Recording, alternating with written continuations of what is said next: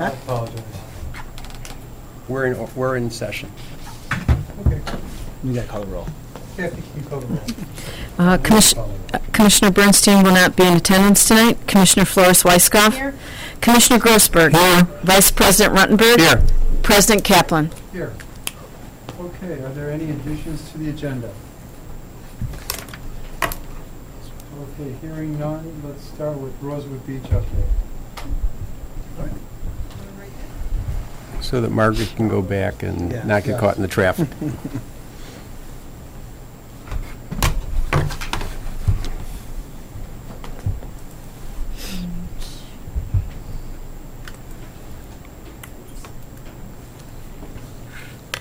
Okay. So as the board will recall, I was here last month giving an update on Rosewood Beach and the conditions down there. And had mentioned that we were engaging the services of Smith Group to look at the site and provide us with some short and long-term solutions to some of the challenges we're having there. So Margaret Bochek with Smith Group is here to provide the board an update on Rosewood. Hello again.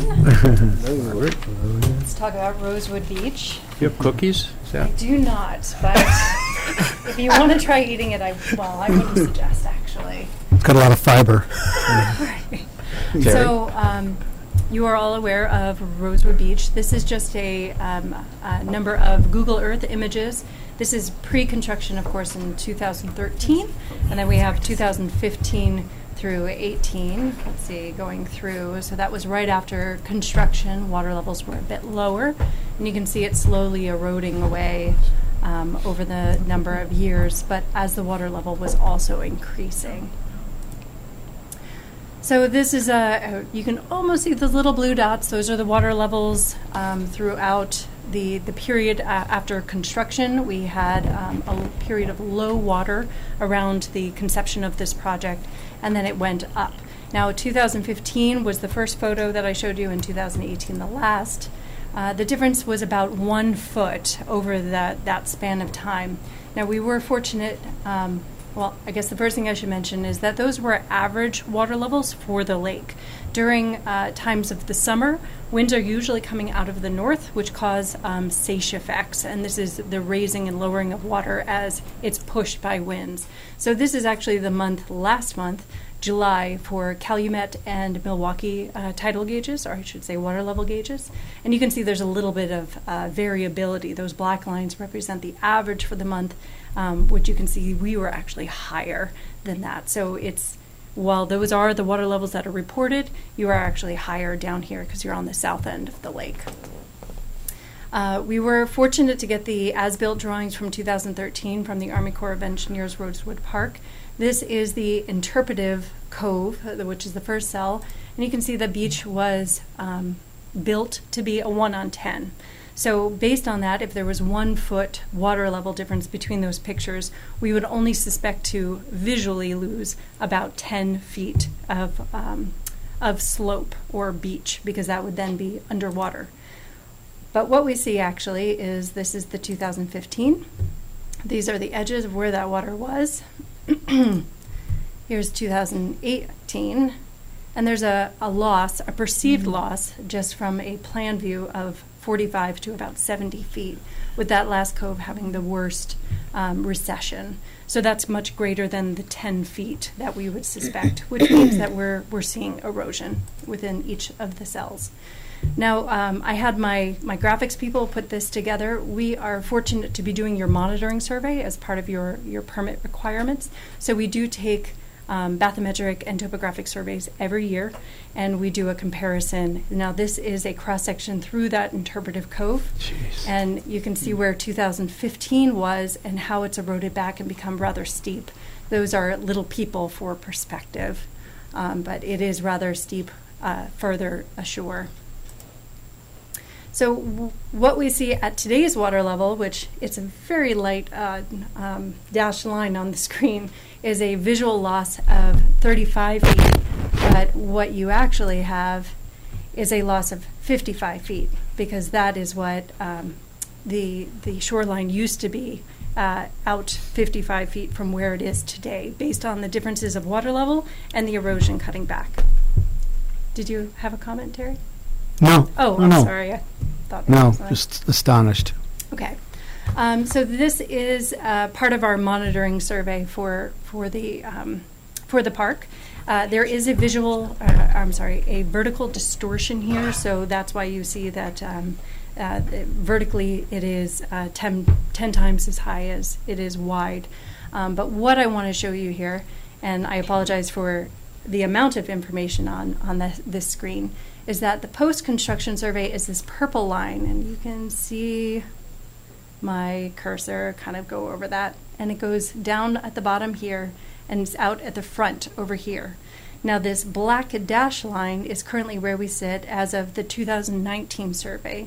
So you can see it's receded up here, but it's actually placed sand out here, which has resulted in sand accumulation. This means that the slope has flattened, and what you see eroded from up on the beach actually has ended up as sand accumulation outside the breakwaters. Now, this is not a great position to be in because anything outside of those breakwaters enters the littoral transport system and gets pushed south. So it's lost. It's lost in the system. It will not make its way back inside those breakwaters. So we had a team of 2 of our engineers visit on July 17th, and this is what they observed. They were met by Jeff down at the site, and they were pretty shocked at the scarps that they saw. Some of them as tall as 6 feet in places. So that's the interpretive cove. One thing I do want to mention here is that sand has built up in front of the ravine outfall, which results in a hydraulic head or a lifted water back in that ravine until it gets high enough to push its way through.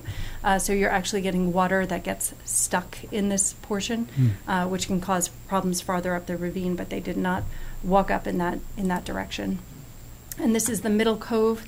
And this is the last cove. I forget the names of these coves, but the same scarping and recession was observed in these locations as well. So we took a little bit of time and did some cross-shore modeling. It is a program called Seashore, and we put in what you have currently, which is a 0.4 millimeter grain size. Now I brought a sample of that sand. It is called torpedo sand from Thieland Quarries that's nearby. So you can kind of see what that looks like. Not that you don't know, but just because I'll give you a comparison shortly. And what they did occurred in 2015. They ran it 4 times over the duration of like a day event. Say that they ran what? It was an actual storm event that occurred in 2015, and they ran it 4 times since there's been 4 years since 2015. And that's just 1 per year, just to give us an idea of the erosion that would occur over this amount of time. Now, using this 0.4 grain size, this is the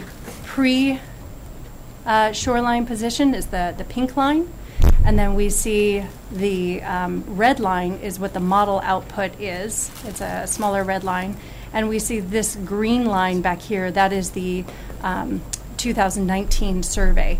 Now you can see above the water line, that's actually indicating pretty well that you've receded to that point. The model is showing the same exact thing that has happened currently, which is an erosion of everything above the water level. And what the model is also telling us is that this sand has resulted in an accumulation outside the breakwaters, the same as those surveys that I was showing. So it's a pretty good representation of what's going on in your location. Excuse me.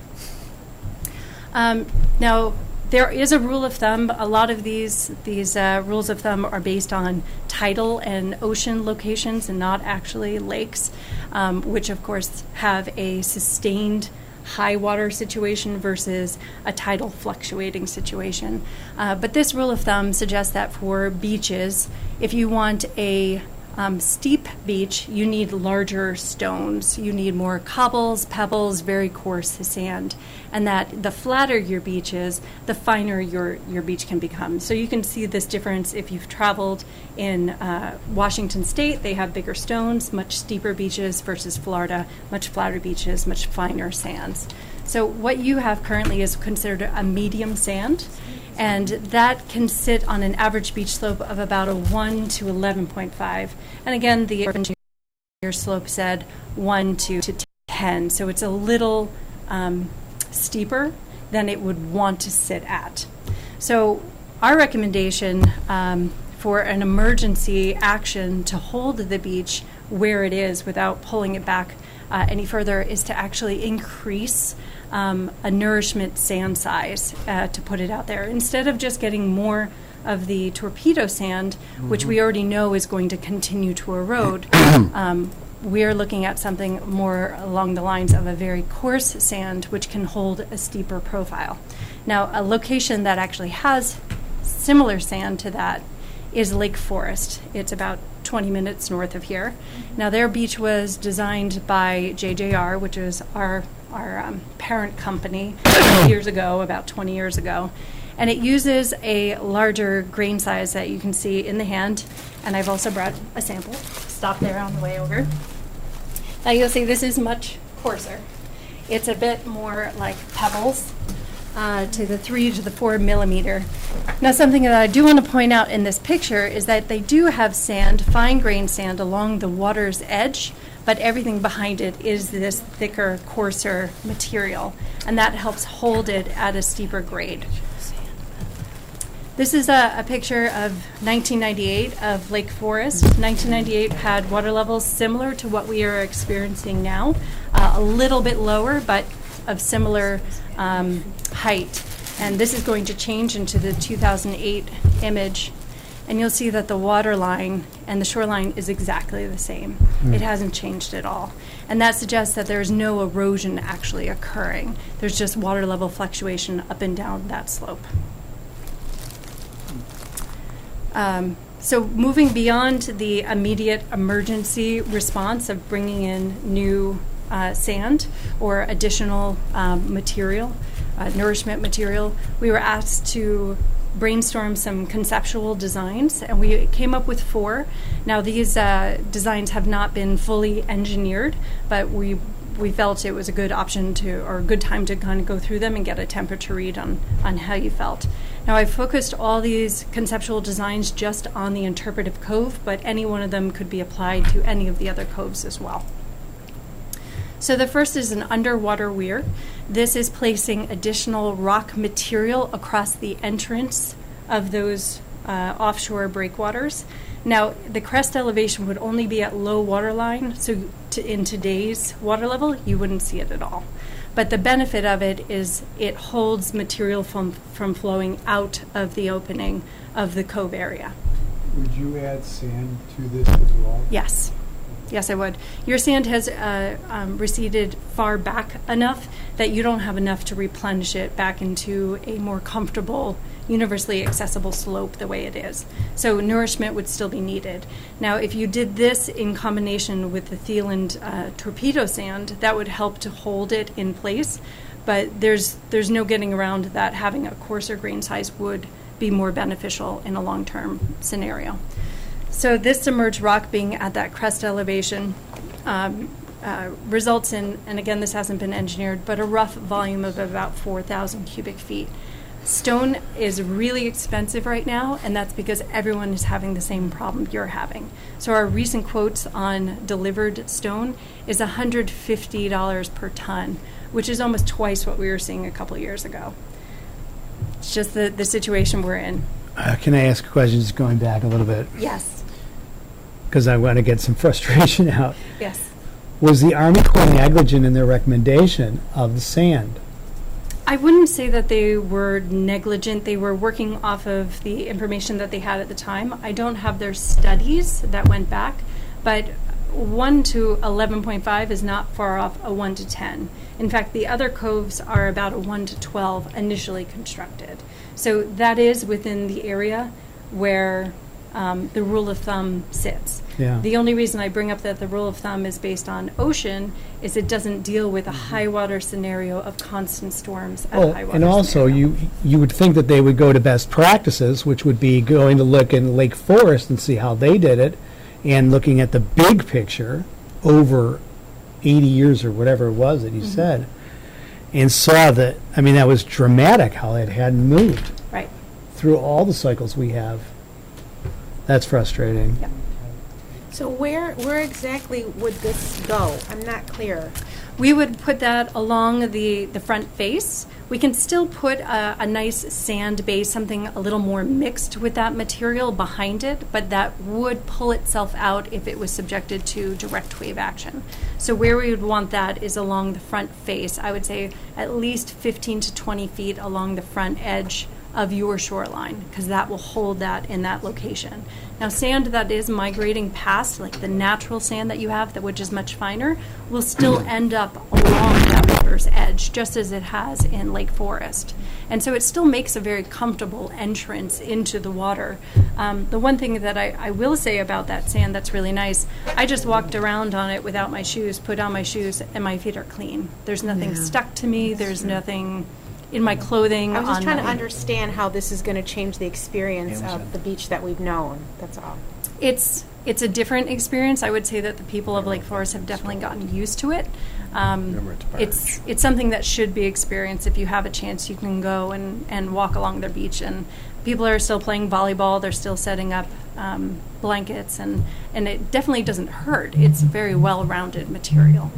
I'm trying to get costs on that now because I don't have costs, but looking for those. The cost for the torpedo sand is $16.25 per ton, and to give you an idea of what a ton constitutes, 1 cubic yard of sand is only it is 1.6 tons, so it adds up quickly. And with this weir, Yep. is that how you pronounce it? A weir. Mhm. How does that impact wildlife at all in the water? It doesn't. Actually, water quality is maintained. When the water is very low, because it's rock, the water still flows through it because it doesn't constitute a very hard surface. So you'll still get a good amount of water flushing and water quality. So giving you an idea of what that looks like in cross-section, again, this is just an artistic representation. You can see this little weir sitting right there, and what that happens to do is hold that sand from migrating through and out that entrance. So the next alternative we came up with was to reduce the gap width. It's hard to see in this image, but this is actually reduced right here and here.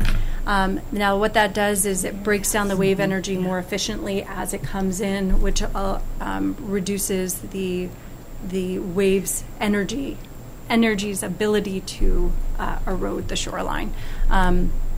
This would have to be engineered. I don't know how much exactly this would have to be reduced, but reducing it does aid in holding your sediment within the cove itself. Can I keep going with questions, President?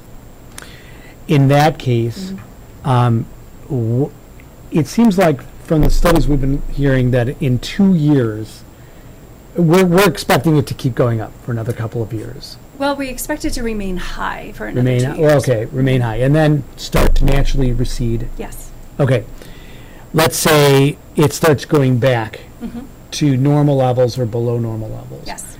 What is the impact of having this reduced gap width then? The reduced gap just means your beach will grow even bigger. Where previously, and I'm going to use my cursor, your shoreline was maybe way up here, it's going to be even much closer to the entrance because there's a lot more water now coming in. Right, and that's not a good thing? It's not a bad thing. It just it creates a smaller pool.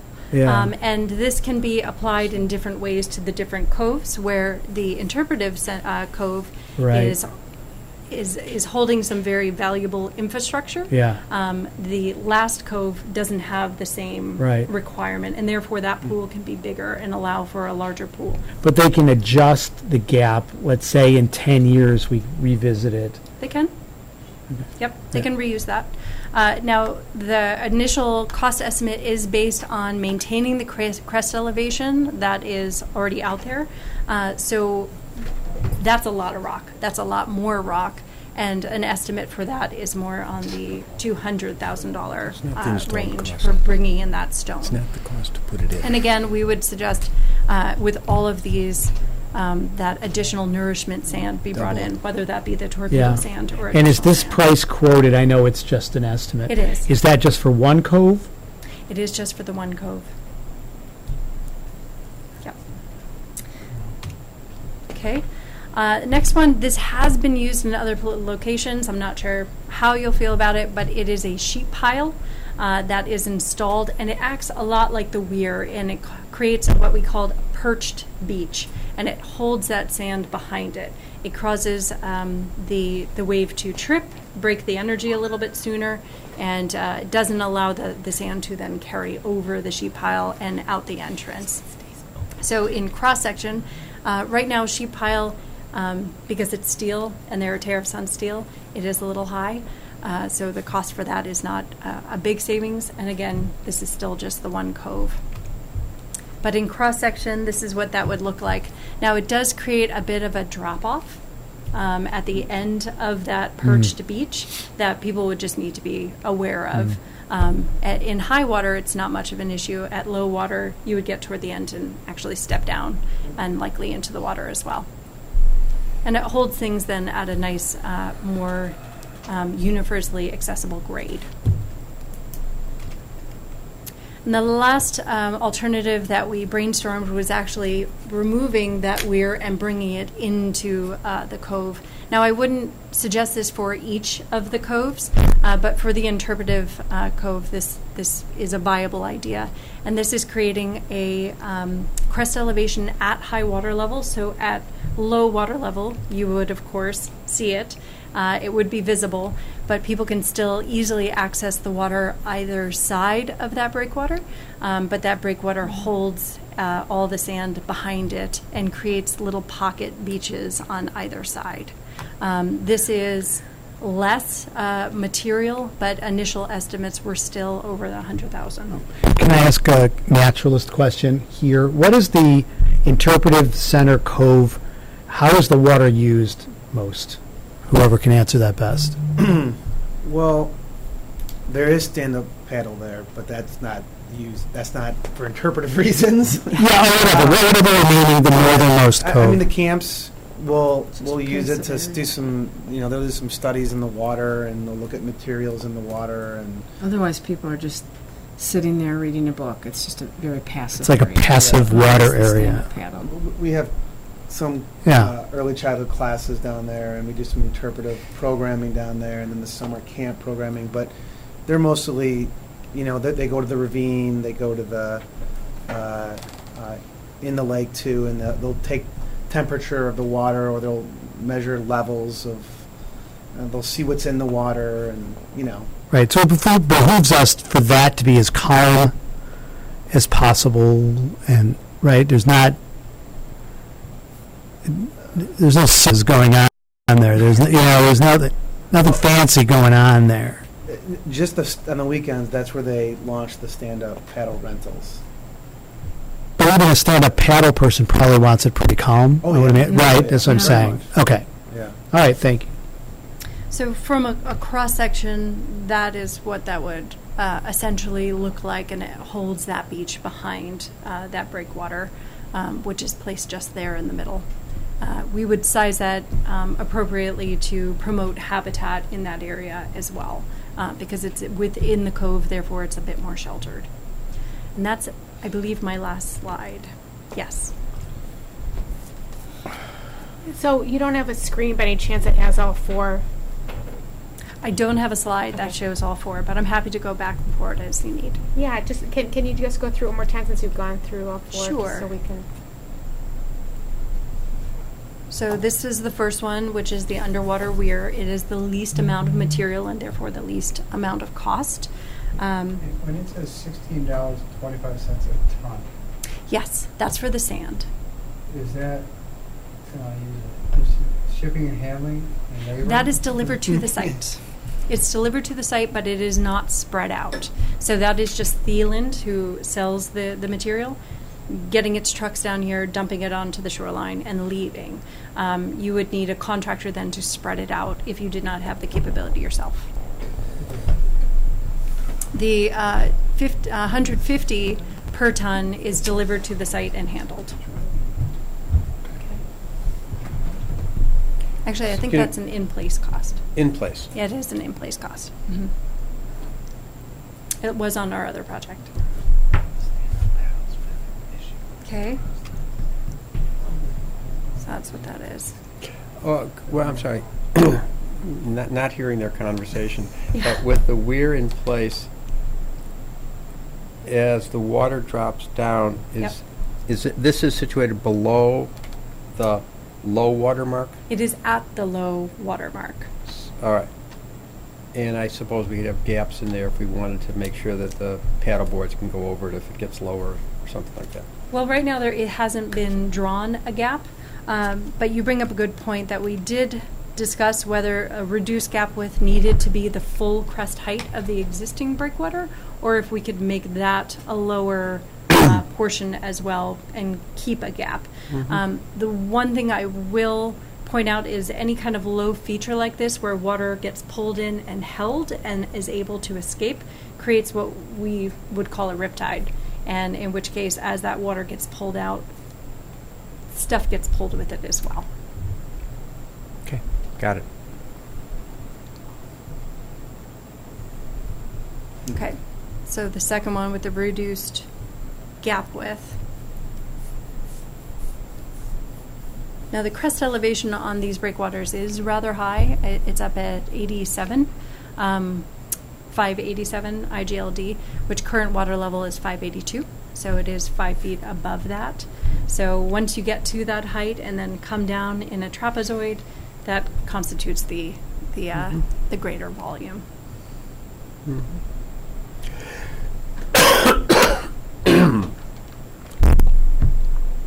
I don't have cross section for that because it doesn't look any different. And then we just have the sheep pile. This doesn't it doesn't need to be the full cove location. This can also be just held in the back. It creates a bit of a different diffraction pattern as waves break, so the cove will look a little different, but it is hidden below the water line until the crest elevation is at the crest elevation is at low water line. So that can be your stand-up paddle board as well, where you wouldn't see it, but at low water level, you still have the access along sand routes to get in. So I'm sorry, so this is below the water, low It is water at level. low water level. The crest is at low water level. Leaving room for the outfall to go basically over Yes. it to get out. Yes. Yeah, the outfall will continue to, as it is now, pushing its way along this side. And this has the next slide defect of having the drop off. It does. At that location. Now, again, if we weren't to enclose the entire cove with the sheet pile, but only kept like a bit of a smile on the inside of the cove, then we would have sandy access points around that. But walking straight out, there would be that step down.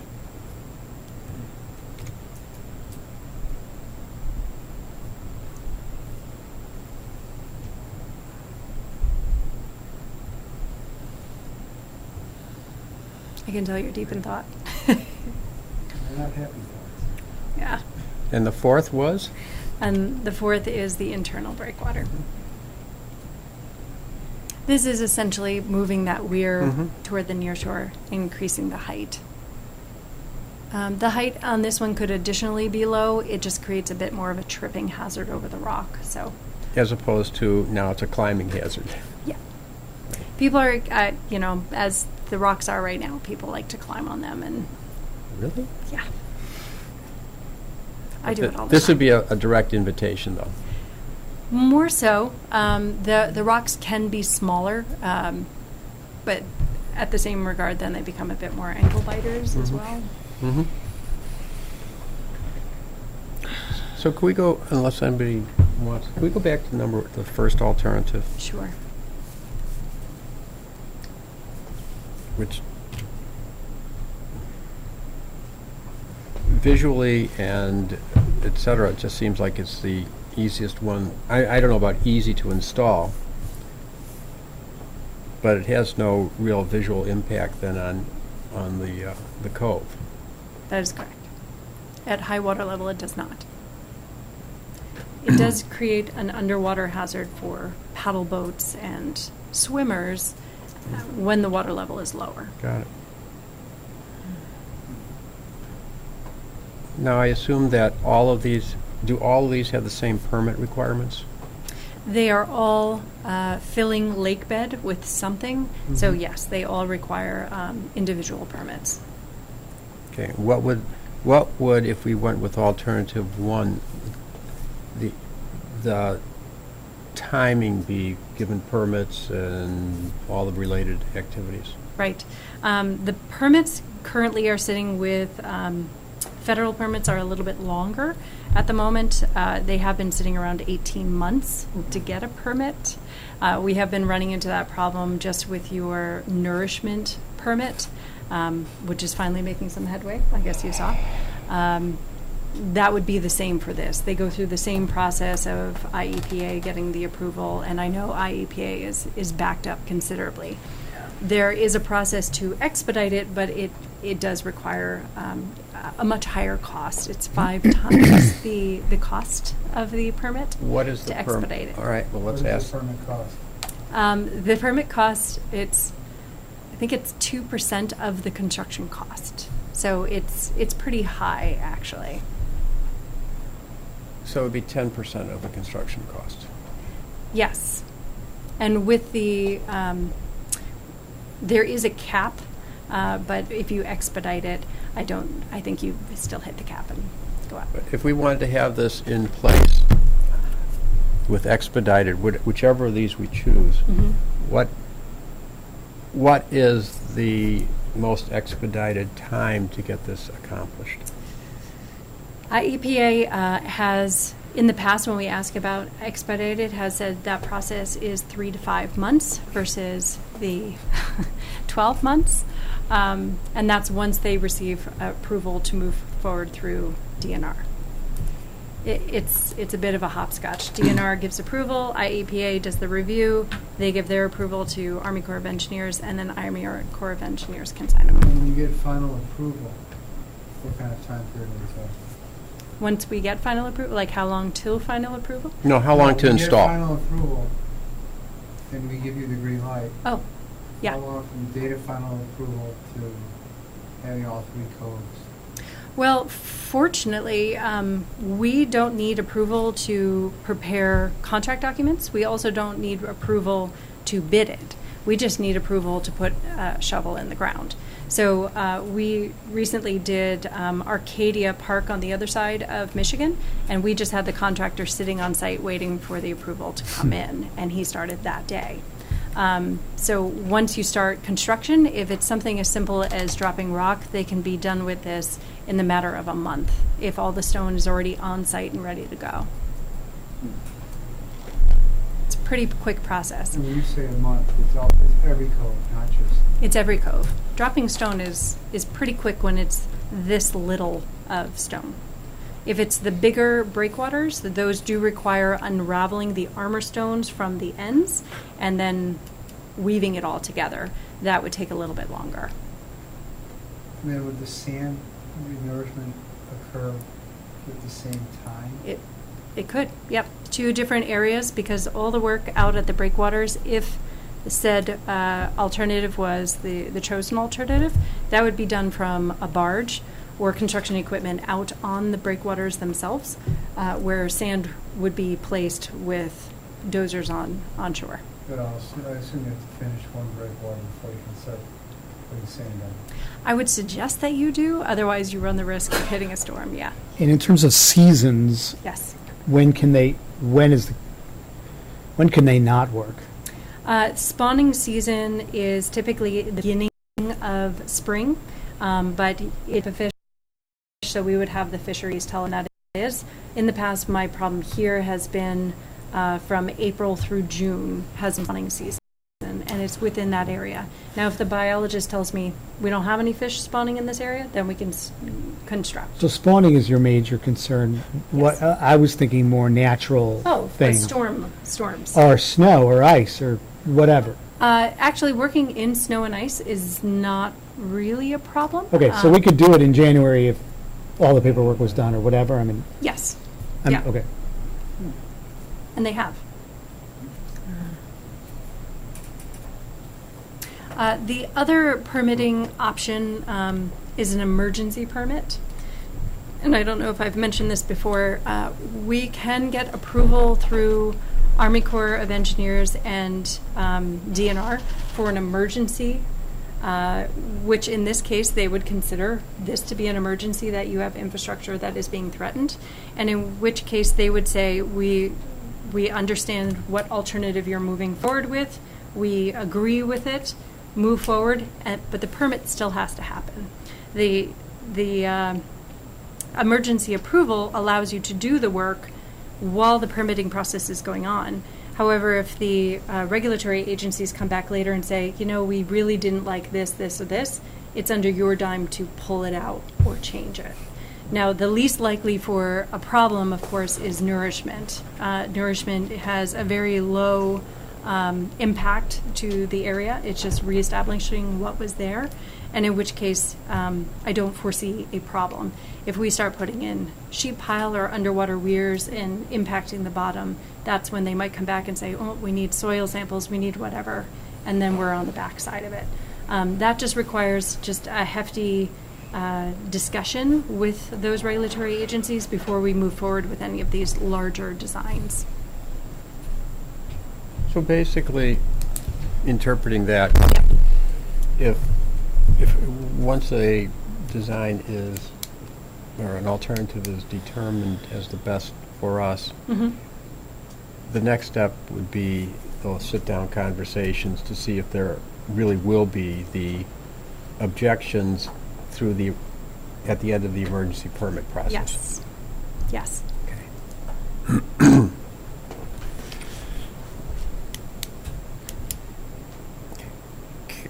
Can I ask another question about Lake Forest? Yes. I'd like to ask a question about Lake Forest, Sure. linking into what Terry asked. I'm looking at this picture, and they seem to have much broader, flatter beaches. They do. It's also because their beach is flat at the crest of the beach. What is not shown in this picture, which I do have another picture, is a person standing maybe 25 feet into the water, and they're up to their high waist, because the type of sediment allows for a very steep beach. So it drops off pretty quickly once you're into the water. But the top of their beach is much lower than yours. Yours is supposed to be at 590. This is only at 584. if I'm not So mistaken. they had a deeper and flatter beach to start. They did, yes. Their beach, even here during high water, you can see that there's a significant back beach. Right. Okay, and then I think that, I'm not going to get into what the Army Corps of Engineers did or didn't do, but I did. you did, and you asked the question. And maybe the sand is different, but they had different geometry they had to deal with. They did.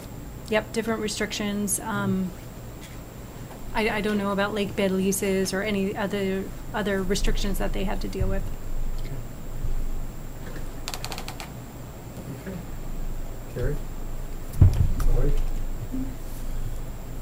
I guess, thank you. Well, I'm not sure. What is expected then, Jeff and Brian? What is expected of us today?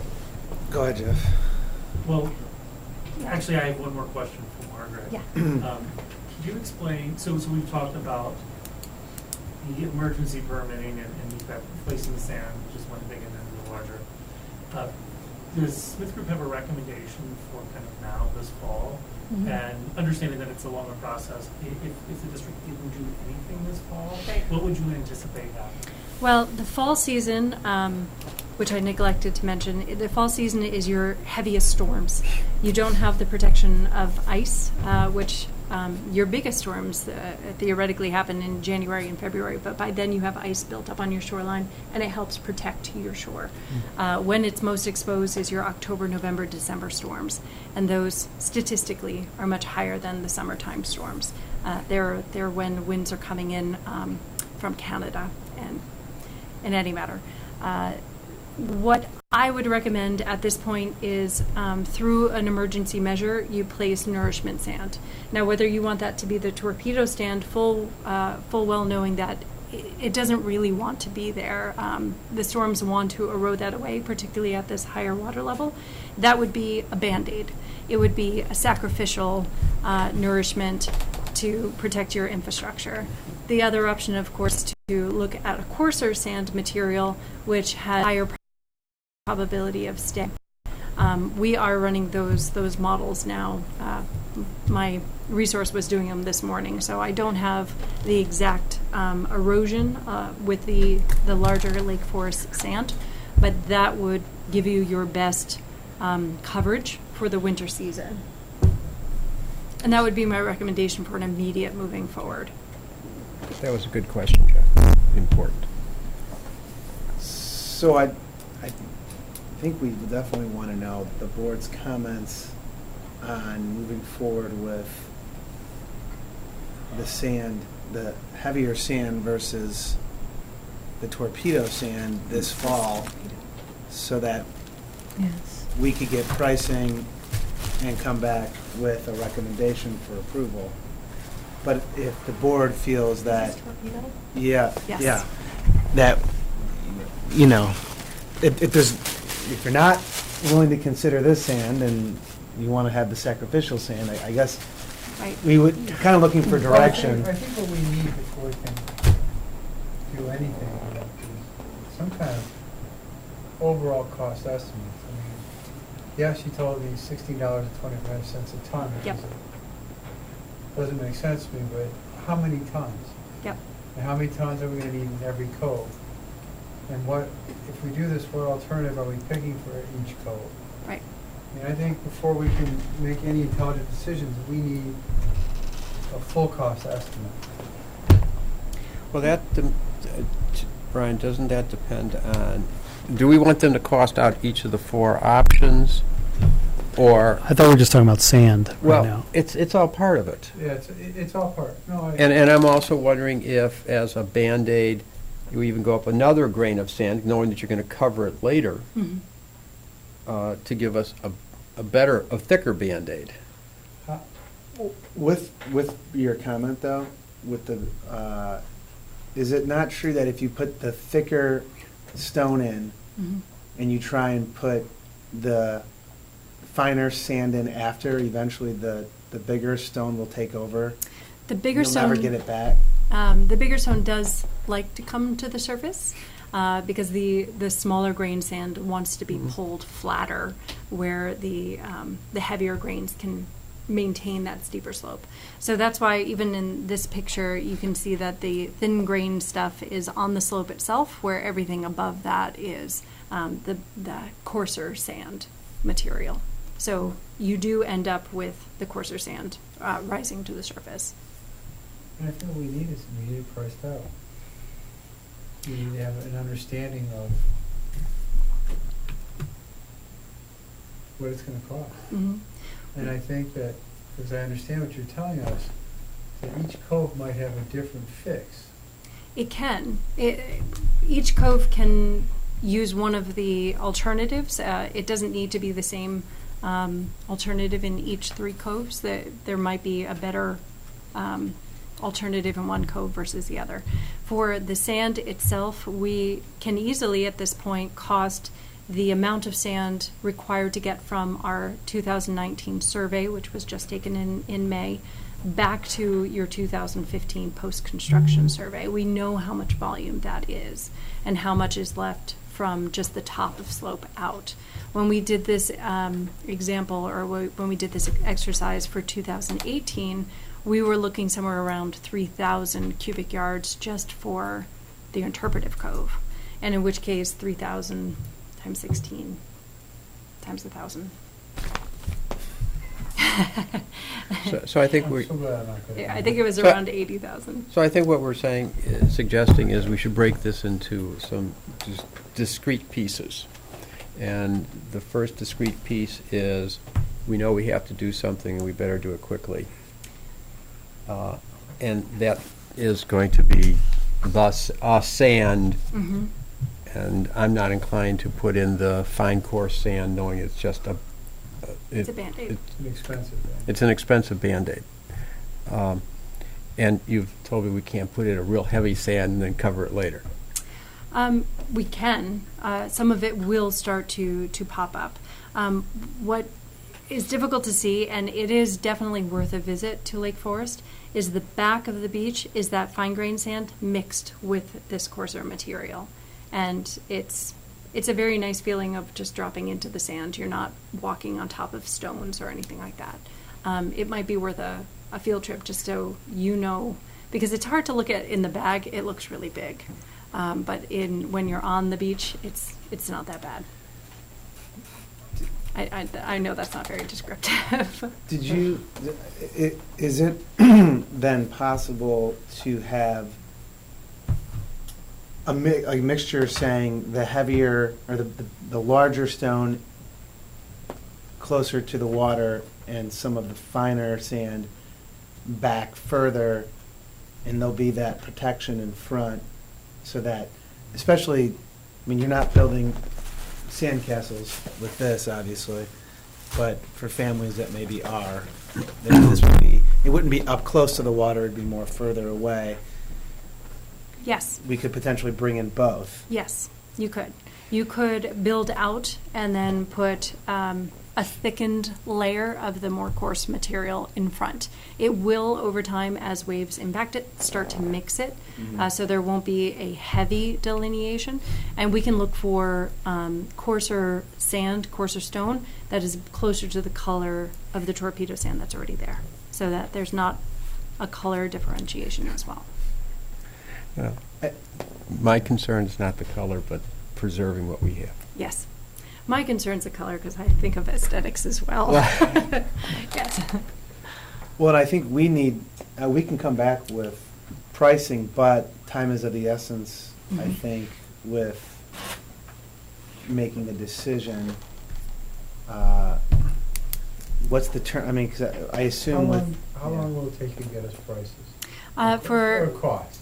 costs, for the torpedo sand, I already have the cost, so then we're just looking at the volumes per cell to give you an idea of what it would be to reestablish the 2015 post-construction. And for the larger coarse sand, I'm just waiting on cost to come in, if Thielen even carries it. If not, I'll find another quarry and cost that out as well.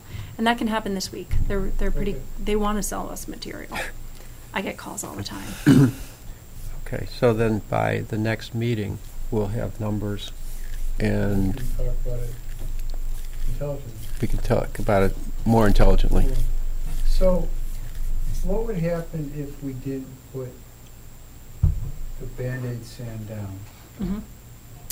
What will happen? If we put down the torpedo sand, as those storms come in, it'll start to eat it away again. The shoreline that you're seeing now, I'll just come on back here. Oop, there it is. That one.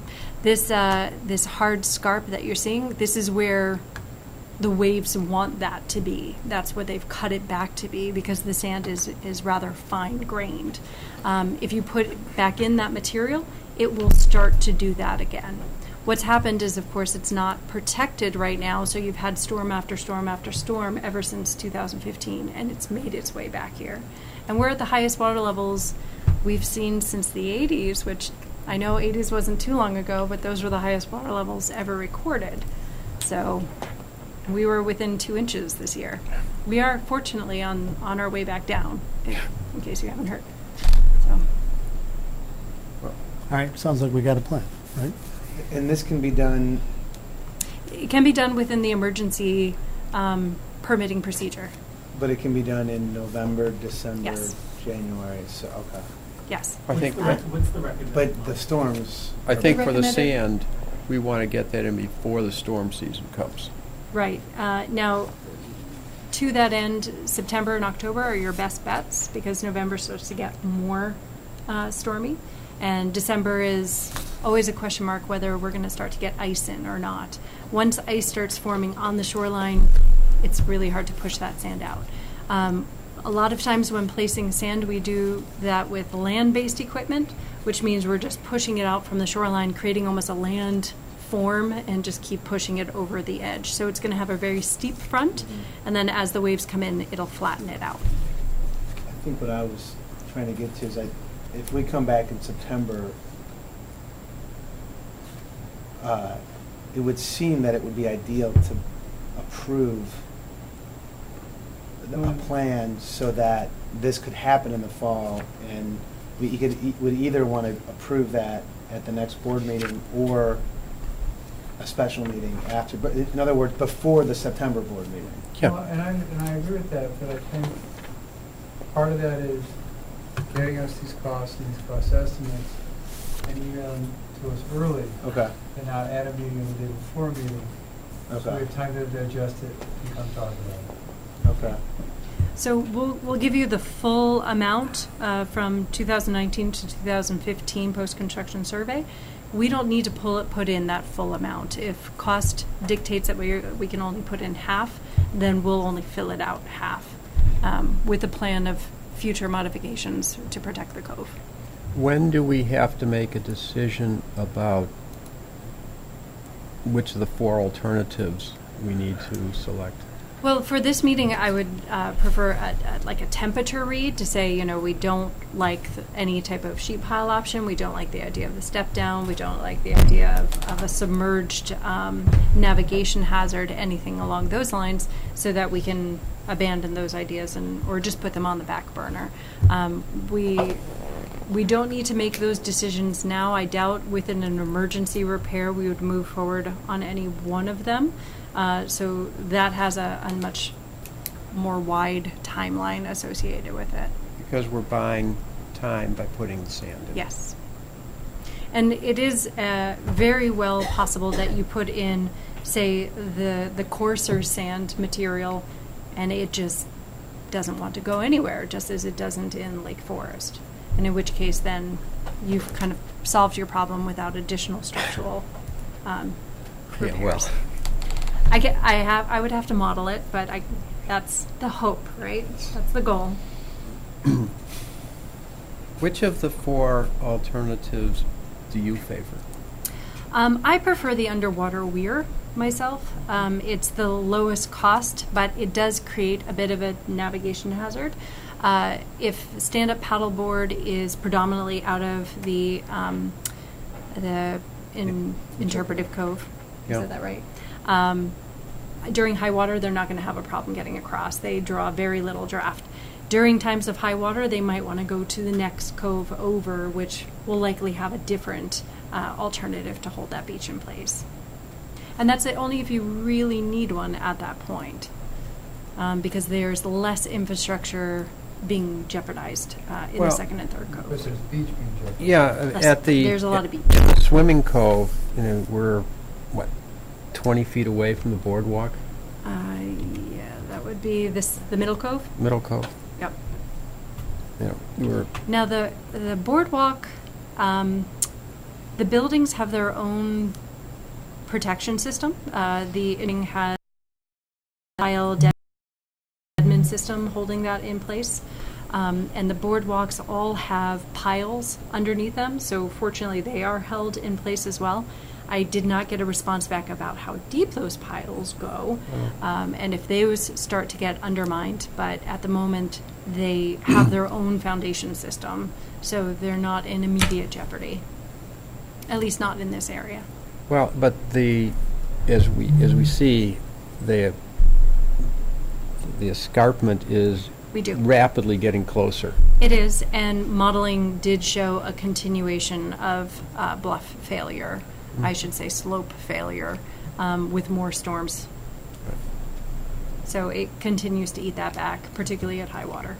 But as you said, perhaps the heavy sand will have Correct. the effect that we'd love to see. Correct. Okay.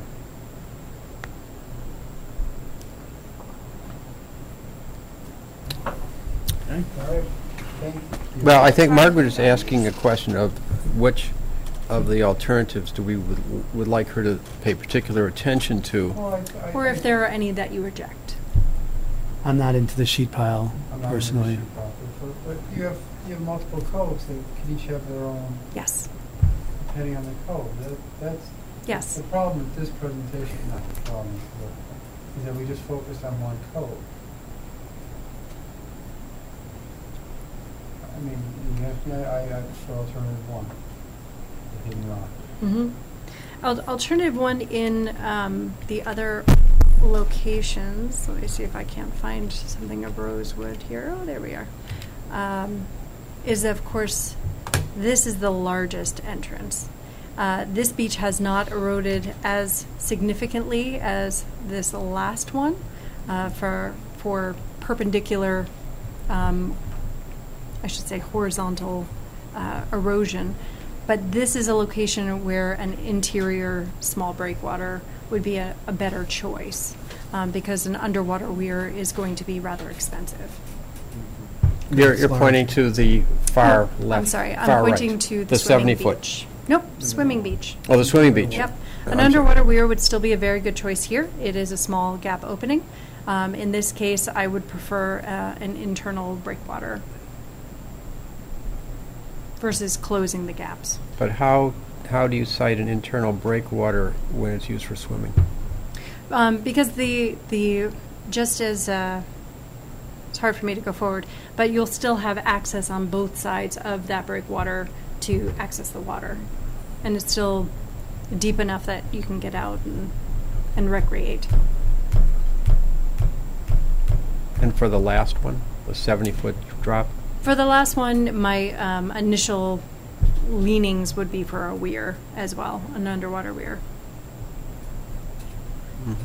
I think closing the gaps on any of these is a lot more expensive, and I think you'll have the same effect with underwater options. Okay.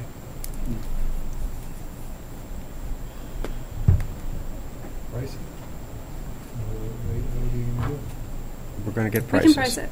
Yep. What will be the price of our beach? What we'll do is we'll look at each of the coves individually, and we can price options 1 through 4, or just ignore 3, the sheet pile option, and start from there. That's good to do that. Just so that we're looking at magnitude of costs, if not, final costs. I'd rather hear worst case scenario. Okay. That I can do. Great. Yeah. Okay, anybody else? Have a safe trip back. Sorry? Have a safe trip back. Thank you. Will do. Thank you. Perfect timing. Thank you. Thank you again. Thank you.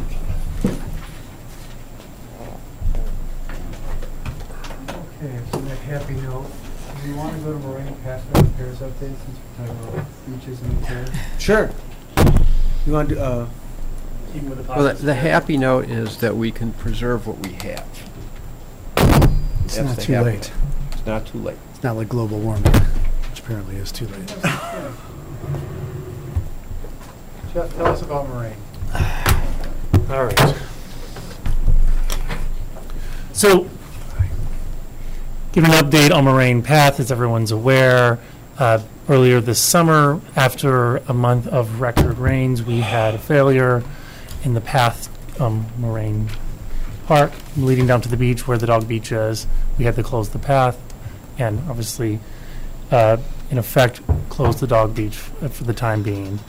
As the board is also aware, we are partnering along with the city with the Army Corps of Engineers to conduct a feasibility study along that Ravine 10 at this time for a potential habitat restoration project at that site. So we've been working closely with the Army Corps on this and keeping them in the loop on the path, and talk to them about recommendations for repairs to the path. As part of this potential project, the Army Corps would include a replacement of this path in the project. What exactly that would look like at this point, we don't know. We're working along with them.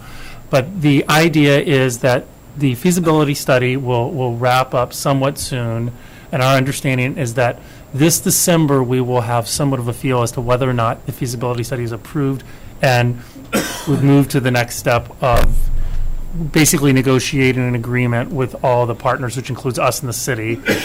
We would sign an agreement, and then they would move to construction. So that would be December that we would get some of an idea, but there wouldn't be final approval on the feasibility study until March, so this coming spring, March of 2020. At that point, we would also be signing the project partner agreement. The city would as well. And that's where there would be the obligations made clear with each of the agencies, and with that, what our cost share would be. What that then means is that along that timeline, the Army Corps would likely be able to enter into a contract with contractors for maybe like November, which would mean they would start the construction soon after that. And the construction phase of this work, they say, would probably be about a year. So to understand, we're not just talking about this stretch of ravine right there along the path. It does involve potentially little larger portions of moraine, of the ravine tunnel around Moraine. But they weren't able to articulate exactly how long that would impact the Moraine Park site, but one could assume that potentially that site and that path could be closed for that year as well. So we'd want to keep that in mind with how we move forward. In point being, if that path is open today, if it's working right now, it's likely that in 2021, if we move forward, that the path would be closed simply because of the project that's going on down there. So we're like I said, we're staying in close contact with the Army Corps and working with them on this. In the meantime, staff have explored the option of trying to have a repair done to the worst portion of the path to get it back open sooner than that. And we've reached out to engineering firms. We've talked to a number of companies, and our understanding right now is working with a firm to get the analysis done and have an understanding of geotechnical work that's required on the slope could be upwards of $40,000 to $50,000. And then from that, if we were to move forward with construction documents, and once again, these are estimates based on the conversations we've had, it could be another $50,000. If we were to move forward with that sooner than later, best case scenario would likely be that we could have construction done sometime next year, possibly this spring, maybe have it done in the summer. And once again, these are pure estimates. But then the understanding is that we would, if the Army Corps project did move forward, it's very possible that that site would then close because of the Army Corps project possibly that winter.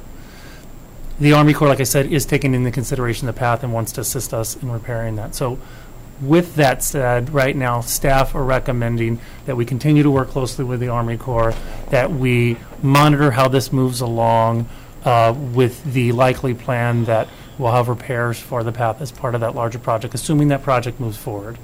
Obviously, if the feasibility study is not approved, then we would reassess and we would need to obviously bring in our own firm and have the construction done. What kind of costs are we talking about? For the actual work? the actual work, we don't have estimates at this time for that. We would have to hire them to do the work. It would come. determine It what would. needs to be done. More formal costs would come as part of this work. Was referring to. Cost $50,000. And it's difficult at this point to really say exactly what our cost share would be for the project with the Corps, but we can say with confidence that we would realize a cost savings if all the path work was conducted as part of the larger Corps project. Jeff, what is the estimate of the number of users of the dog beach? It's very challenging to say because there is no way to truly monitor it. We know I think we have in the hundreds as far as dog park pass members, but that's for all the sites. I can say when I've been down there, I typically see maybe one person showing up. The weekends, it's heavier. I always assume it would be significantly heavier. Yeah. Yes. Yeah, we use it a lot, and yeah, there's only a couple people there. Now, there's people that go down there for not dog reasons. Sure. People have just found it to be a quiet beach. Other people look for the sea glass. So it's not just used for dogs, but my dog gets suspicious when there's a person down there who doesn't have a dog. All right, so I think the recommendation is that we defer.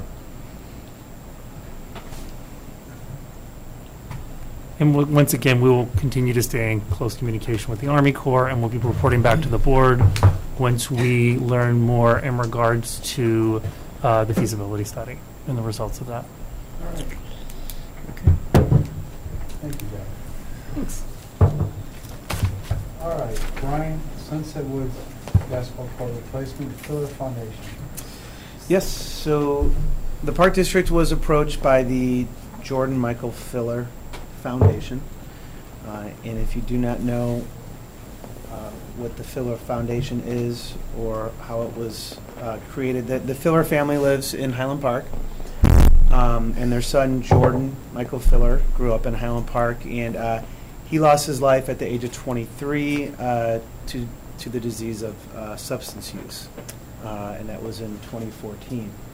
And so the Filler Foundation, they, as their website indicates, they work diligently to save young lives and families through initiatives that include providing education, access to care, community service, programming, and enhanced legislation designed to improve outcomes that save lives. So in this situation, they are looking to fund the construction of a basketball court, an outdoor basketball court in Highland Park with lights, that is obviously geared towards attracting teenagers at night to come here and play basketball, or engage in social activities that are not do not yield to drug use or other types of alcohol use or whatever it might be. So obviously in the weekends and in the summer it's lighter out later, but we don't have lights on any of our basketball courts right now. So this would be a new feature that would potentially attract the group that they are hoping to. And so we met with the Fillers, with the foundation staff. Actually, our staff met with them, and we talked about their vision and what they were looking for. And they want to do more than just a basketball court. So not just one basketball court, but possibly two basketball courts. And they want to have seating so that people can hang out and watch the basketball games. And it's more comfortable. It's more of an attraction, for people to come to at night or whenever for people to recreate at and spend their time there, and even go as far as add make it so it could be multi-use. It could potentially also be a volleyball court or a soccer. I was going to ask. A soccer type playing. They have these courts that are multi-use now, and so we kind of looked at all these different options. I mean, they were even saying, it would be cool to keep growing it and have a splash pad put in at some point. So we sat down with them and we really explored all the different options and what the cost would be. We did suggest, actually, Sunset Park for a few reasons. Obviously, it's centrally located in town. There are already lights at Sunset Park for the ball fields. In fact, not add lights to a new location, that would be much more difficult to do that, especially from a neighbor standpoint. And there is currently a basketball court at Sunset Park, which is scheduled to be replaced next year. So the timing for us, it actually fits into what our capital plans were going to be anyway. So it's not like we're finding a new location and we're going to take out a court that doesn't need to be taken out. This falls in pretty well with what our plans are for that site anyway. The only difference is looking at the size and the different amenities. So like I said, we did meet and we gave some cost estimates, some brief ones, and replacing the court to adding the amenities could range from $80,000 to $250,000, depending upon what we do. But their verbally all in. They think they can raise the funds up to possibly $250,000, and into the future, possibly even more to keep this going. So, some of the things that we need to decide going forward, I guess what they're looking for from the board is they'd like to start fundraising. They understand we're not going to be able to draft an agreement, in the next month, but they'd like to start fundraising and saying, oh, we're raising funds for a basketball court, and we're anticipating and hoping this would be at, Sunset Woods. But obviously they couldn't say that it's going to be, and there's no plans for it, but they want to attract donors. So they want to start fundraising for like to use our name. So they're looking a little bit for the either unofficial go-ahead to say yes. Obviously we can't guarantee that this is going to happen, but in the meantime, if we could give that go-ahead, we would start talking about the terms of what an agreement would look like as far as, what the costs would be, what would the ongoing, would there be an endowment with their donation and recognition? Would there be any naming rights? Or they've talked about potentially putting a logo there, and, not sure if, how we would feel about that, but they have some requests, and really they just want to have this basketball court there. They'd love to see tournaments and all types of things happen there. And so that's really as far as we've gone to this point. We would eventually, I let them know we're going through the green print update, refresh, this fall.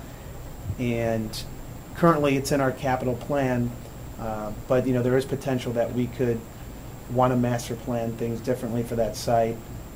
So, this could take longer than just happening in 2020. It depending upon what the board decides and what direction we want to go. But, we confidently feel, potentially we'd know more information by November, December as to where we stand. What's the downside to us to letting them start fundraising? I don't think there's any downside unless we felt, whoa, this is not a good idea. This site, we should rethink this site. I think from a staff perspective, we think it's sounds like a great partnership. I think their vision is in alignment with, our mission of what we'd love to have kids out there playing on a basketball court on a Saturday night, as opposed to doing other things. So it's a great partnership in that perspective. I would think that the danger would be that they're going to promote fundraising for something, and they don't have it in writing. So that may become more of an issue for them, and what they're telling people, what people think they're giving to. Right, but what's the downside to us? We have a basketball court out there. This would do no more than make an existing court a nicer court. The only people that might complain about the lights, and the neighbors have lights there already. It's closer to the Albion building, but oh well. And, there is no downside to letting them start fundraising. I can't imagine that we want to put something different in that space. The basketball court is over by the skate park. Yes, yeah, and there's synergy there, I think, with the skate park being right there. The only downside, and it's not a downside, it's just a change, would be if the board through the green print process were to say, oh, let's look at, master planning the site and, doing a parking study and doing an analysis of, maybe the basketball court should be in a different location, which would just extend it. But we would always want a basketball court Right, at but if Sunset we always Woods, want a so. court there, and if they're willing to contribute to a court, no Yeah. matter where the location on that property, Yes, there is no downside to us to allow them to start fundraising. But as Lori said, how they message it, Right, it's not going to affect us at all. no, but it could affect us depending on how they message it. Right, if they're saying We're doing specifically this what with it's them. for and where, I don't, But I find it hard for us to turn it down. what would, why not, if we feel this way, why not move forward on something? So why do they have to start tomorrow? I mean, how quickly could we, to make this official? What would it take to do that? What the next meeting? We could, well, we couldn't vote on anything until we had an agreement as to what the terms of what they're gonna provide and what we're gonna provide and what that looks like, so we could start working on that immediately. Why don't you guys start that? Sure. I thought someone from the Fuller Foundation was going. They couldn't make it Okay. actually tonight, but they will come to a future meeting. The only, again, we will back, I think what we were wondering, I guess, and what we told the Filler Foundation was, through the green print process, we just didn't know if the basketball court's in the same location, we could probably do an agreement right away and do construction in the spring. But if the board were to decide, oh, we might want to reconsider some things with that location, and we might want to look at things differently through the green print discussions, the master planning discussions, that would be the only, once they put the court in, they're not going to want to Without- move it a year later. You can't Without do that. redoing the entire park, we can't really put that court anywhere else anyway. Yeah, I mean, it would be a significant project. It would be significant. But I think if we're going to keep basketball out there, the best option is to keep it where it is. Is there room for a second court? 3, 4, Like a half 4. court? It would go into field 2. Oh, If you did 2 full-size courts, it would, but it could be expanded. We did some drawings, some renderings of space. It could be bigger, so you could have 2 side courts. yeah, I have a question about synergy. Yeah. And it's just throwing it out there. We have a foundation. Mm-hmm. Is there any logical connection between Filler and ourselves in this project? And I'm just, There'd be more benefit for us than them. It wouldn't matter to them. For us, it would be, just another project that they can be involved with. And if they're willing to take on this project, I think Let them. our foundation mhm. should focus on fundraising and other projects that, on their plate. Yeah, okay, just want to throw that out there. Yeah, my only comment is that we should have the staff take a real hard look at Sunset Woods Park.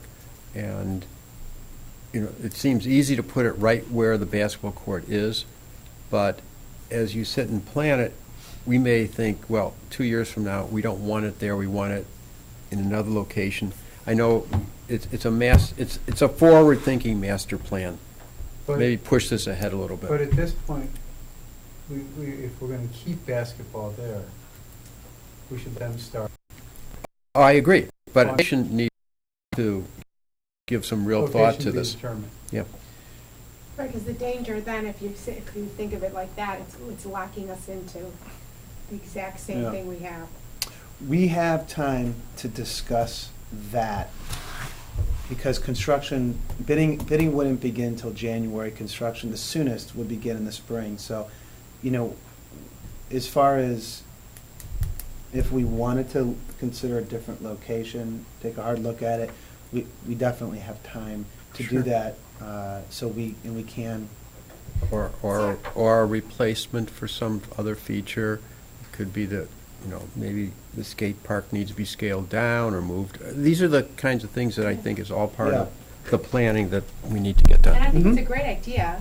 Yeah. It just, we want to make sure when they're going to invest that it's going to be there long term.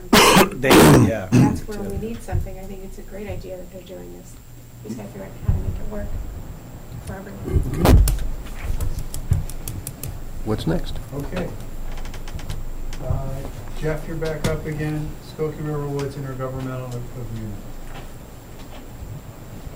One of my favorites. Me or that? You- Thank you. Or Jeff, or sarcastic, could be you. I don't know what he's really saying. No, it's the agreement. So I just want to provide the board with a little update on the community park process. As the board's aware, we are well, I'll do a little history. So, back in 2002, there was something called the Skokie River Woods Intergovernmental Agreement, which is an agreement with the Park District, the City of Highland Park, and the Lake County Forest Preserve District. This came about when the Skokie River Woods property, which is along 41, just adjacent to the former Highland Park Country Club property, when it was purchased, and that was part from the city and also part from Lake County Forest Preserves. The Park District's role in that agreement was that we would maintain the site, and we would also provide some improvements through the site, including a trail through the site. As part of that intergovernmental agreement, the Skokie River Woods and the Highland Park Country Club at the time both had conservation easements. And those are kind of part of our conversation now. So to move forward with our community park project, we need to make some amendments to this intergovernmental agreement. And in addition, or kind of alongside that, we require, due to the agreements, approvals from Lake County Forest Preserves for our final master plan and moving forward. So with that said, quite some time now, staff has been working with Lake County Forest Preserves and the city. We've kept both agencies involved in the planning process and aware of what we're doing. And we've worked very closely, especially with Lake County Forest Preserves, on possible amendments to this intergovernmental agreement. And that started a few months back with the Park District drafting an amendment. And we've somewhat recently received a response from Lake County Forest Preserves on those amendments. And they have included some asks that the Park District feels are kind of out of the scope of this project and physically outside of the property.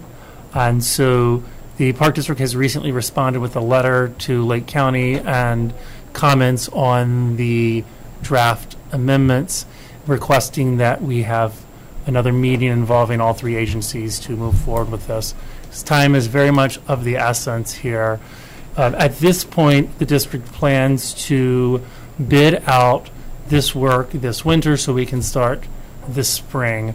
And as I said, it's going to require some Lake County Forest Preserve District approvals. So right now we're shooting to go to a meeting of their planning committee in September, and we would follow that with a meeting to their full board in October. And that would allow us to continue with our schedule. However, that requires us to have everyone on the same page with these amendments by mid-September. So that is where we are. Great. Any comments or questions? Are you optimistic? Do we know why they're slow walking it? Do we have a full understanding of what the impediments are in front of us? Yeah, we have the specific we have the specific asks from them. I think at this point we want to kind of we had some group meetings where we kind of came to some agreements, and I think we strayed away from that a little bit. So our ask now is to get back together and have discussions with everyone so we can move forward. And we've made it clear that we need to keep this moving. I think it is important to keep in mind that Lake County has approved the conversion of the golf course to the passive nature center. Yeah. These are the details of how it's being done. The red tape. Thanks.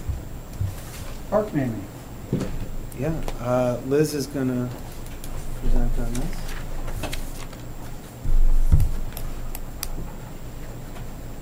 Switching gears a little bit.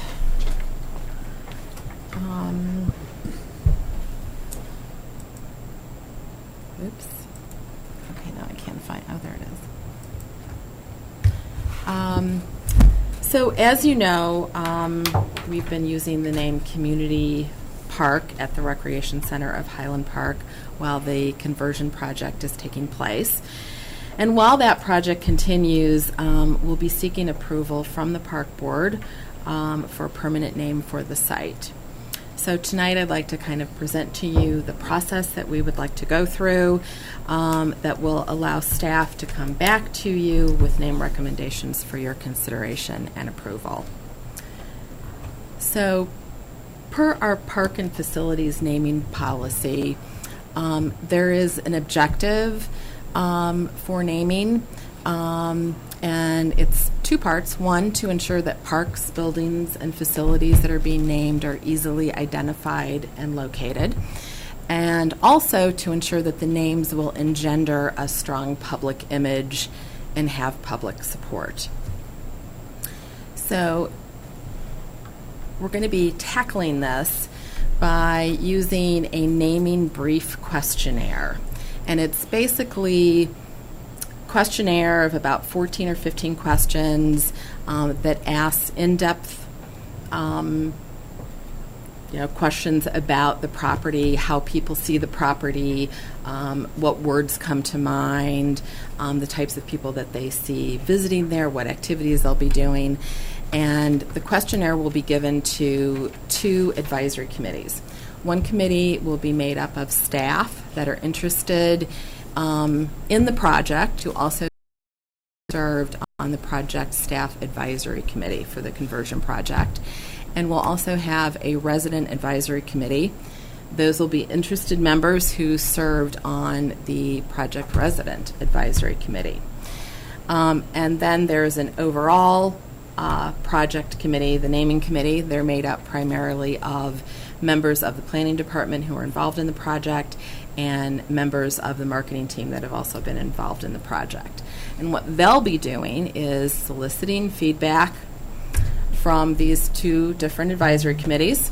They'll formulate some names. They'll go back to them with a list of names to then again get their feedback on that list, and then we'll be coming back to the board with the recommendations for your consideration and approval. So that's the process. And then the timing is the creative brief feedback from the 2 advisory committees. We'll be working on that from August through September. The naming committee itself will be analyzing all of the feedback that we got from our advisory groups. They'll also then create a list of names from that feedback.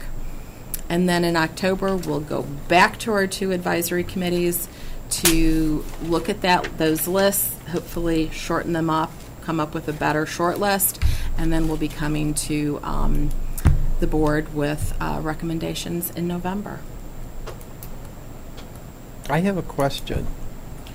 Other communities that have a park associated with a fitness center, recreation center, do they have separate names for the building and for the actual park, or is it like this is the recreation center and there's a park next to it? Do we know what Glenview does? Glenview's park's name is Gallery Park, and Glenview's center is called Park Center. So they're separate names. And then there's a smaller park within Gallery Park that's called Little Bear Park. And that's a Little Bear. Or Big Bear. Little Bear. Yeah. Big Bear. And it's a fenced-in park, and there's a splash pad, and Say just say formula. Okay, so I actually like Community Park. I was surprised, I didn't know we were looking for a name. Sure. And I guess what I'm curious about in the process is, isn't everyone going to have, you're going to have 30 people, let's say, total, and you're going to get 20 names? Like, how are you going to narrow it down? How do you get a short list from, kind of an intense, list already, because people aren't just going to throw out. That's my first question. Yeah. Then, is this an opportunity for a family, a donor? You said, what was the Glenview Park? it's Gallery Park. Yeah, what's gallery? Is that a name? So that had been was it an Air Force base? Yeah. Okay. Yeah. Okay. And it during the transition, they were trying to utilize words that were military type, and I believe that gallery was one of those words for the. That's Yeah. galley. That's galley. Gallery is where you go see art. That's where, Is Gallery Park not Galley Park? No, it's gallery. so do they have, like, Gallery. maybe they have The like military word I've pieces ever of- heard. I think it was a marine Statue. base, and I think it's actually a word maybe for an area of a ship, I believe, if I remember correctly, Well, the ours gallery. used It was to be Naval golf Air course, Station. Naval. so- Naval Air Yeah, Station. Glenview is what it Naval was, Air Naval Air Station. Station. Naval Air Station, Glenview. Yes. Good luck.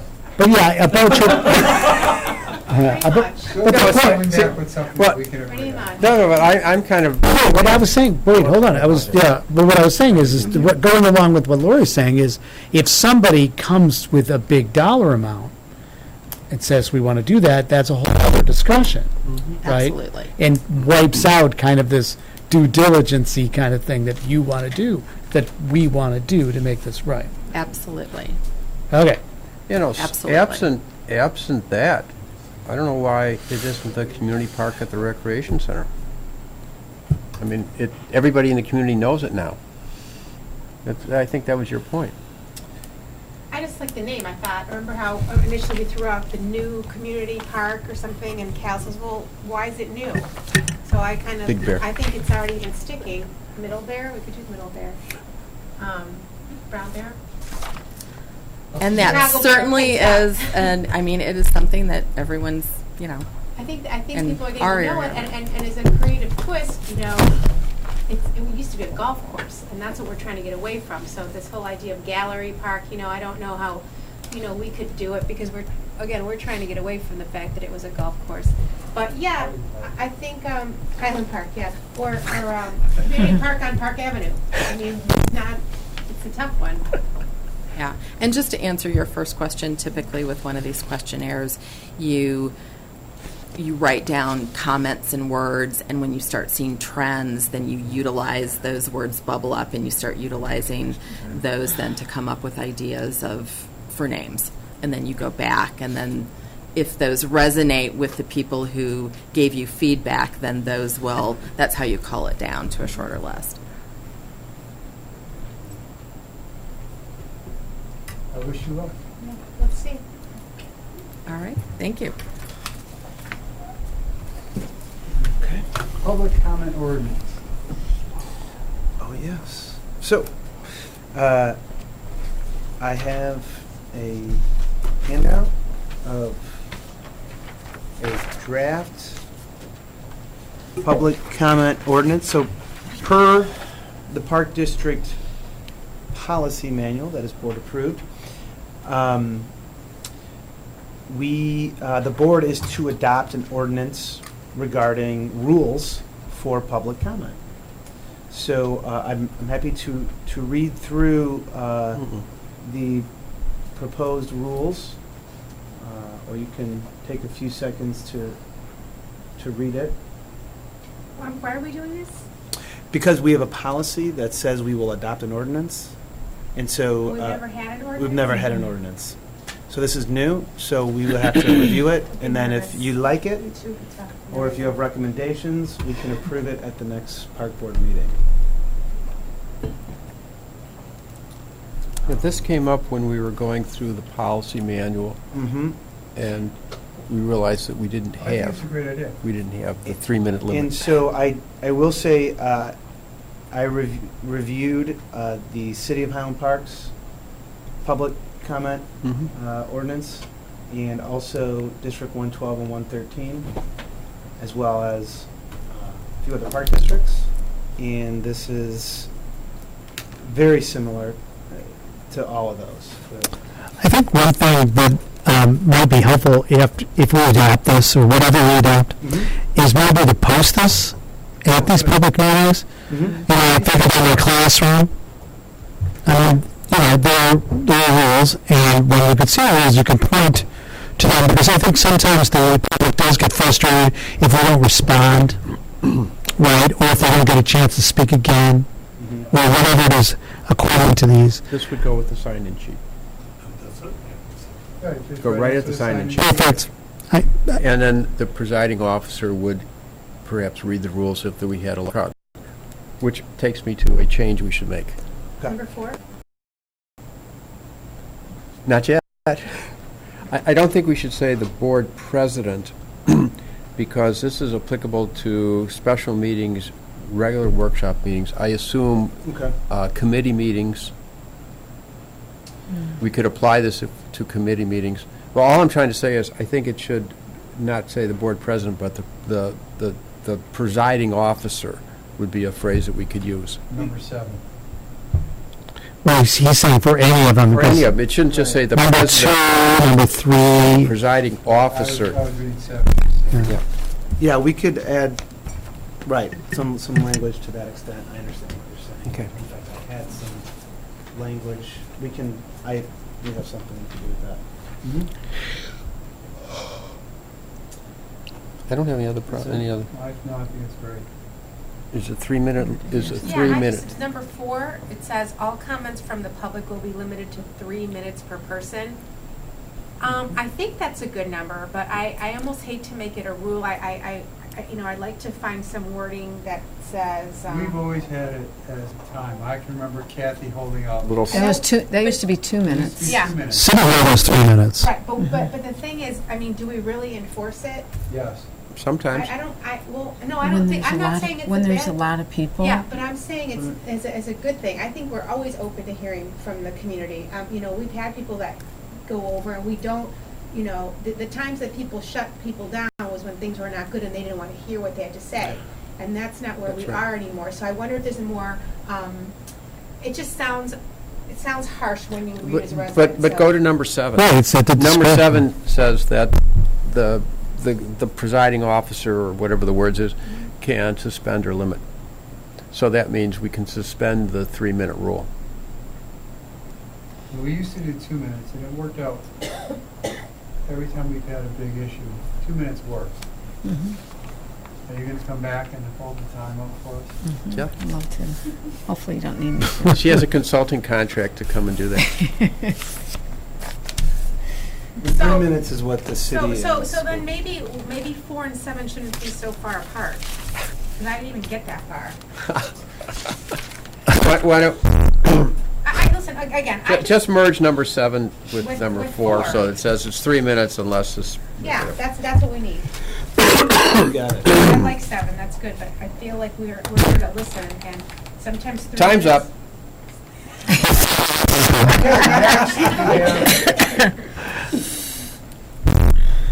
Thank you. Okay. Elliot, vouchers? We have vouchers. I have it on my. Says Yeah. review of Sure, I'd be vouchers. happy to answer any questions on any of the vouchers. I have reviewed the vouchers that have been submitted and had some questions which have been satisfied, and everything is in order. Okay. Thank you. That presentation you needed. Does anyone from the public wish to address the board? But they only have 3 minutes. Yeah, you better talk I fast. haven't seen the, Speak fast. 3 minutes, do it. I haven't seen the ordinance yet, and you haven't passed it. The first thing I want to do is invite all the commissioners, park staff.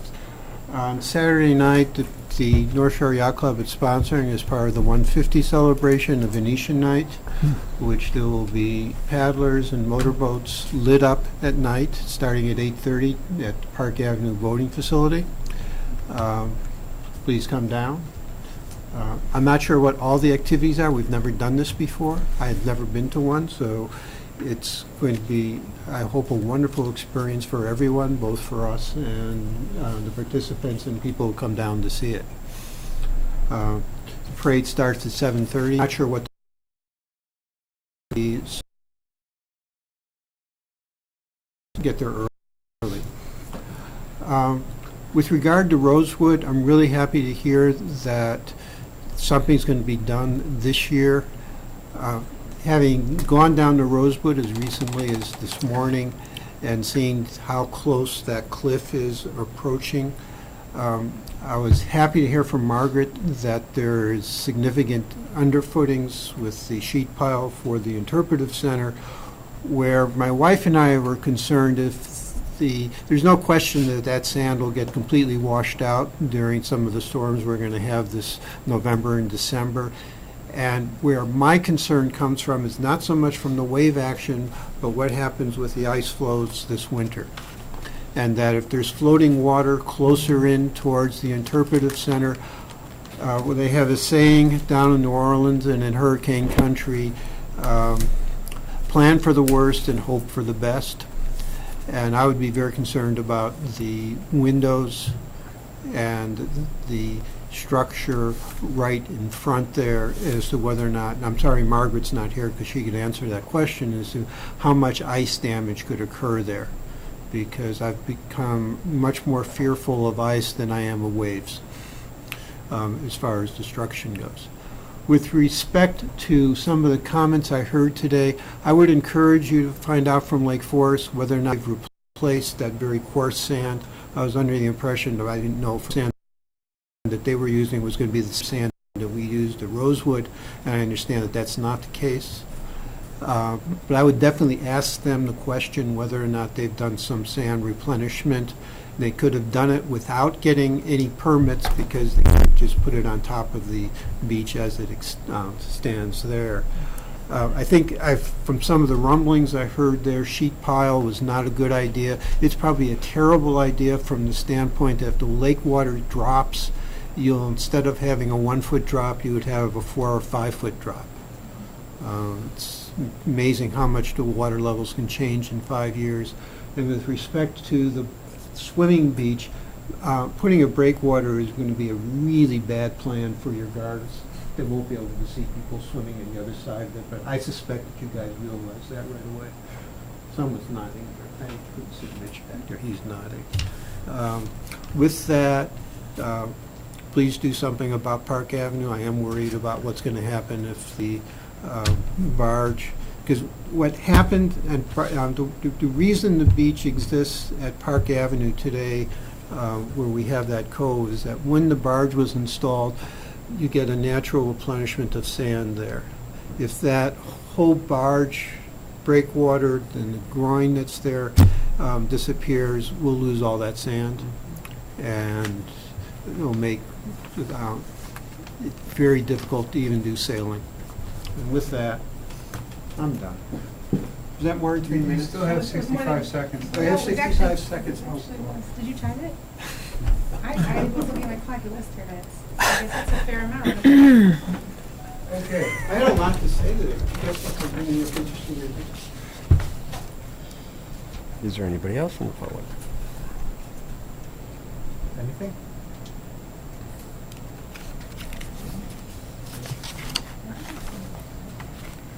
Okay. I like your matching shirts. I'll say something. Can I get a motion to go into closed section pursuant to the following sections of the Open Meetings Act? Section 2C5, the purchase or lease of real estate, including discussion on whether a certain parcel of property should be acquired. Section 2C6, the setting of a price for sale or lease of property owned by the district. And Section 2C8. What's that? 2C8. Something else. Litigation? Security procedures. That's why I stopped. Add litigation. Okay, and we'll add Section 11. 2C11, litigation. So moved. Second. All in favor? Aye. Anyone opposed? Thank you, everybody. We're in closed.